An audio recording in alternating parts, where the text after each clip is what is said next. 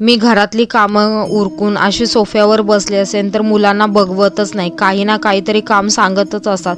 काहीतरी खायला कर म्हणून तरी सांगत असतात, नाहीतरी काहीतरी काम देतात. तर असं समृद्धीने मका सोलायचं काम दिलं आहे मला. आणि ते त्याच्यानंतर मका सोलल्यानंतर कांद्याची गोणी होती, ती कांदे सगळे स्वच्छ करून ठेवले, कारण की काय काय कांदे खराब झालेले, तर ते काढून असे सगळे व्यवस्थित निवडून असे व्यवस्थित ठेवले. त्याच्यानंतर संध्याकाळी असा मस्त असा पाऊस पडत होता आणि खूप दिवसानंतर पाऊस आला आहे, कारण की मध्ये खूप ऊन होतं.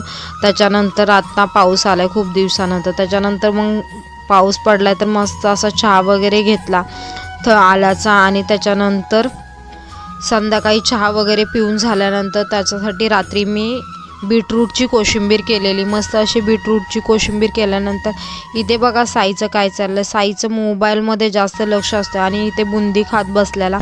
आणि त्याला गेमचे चॅनल एवढे आवडतात ना, गेम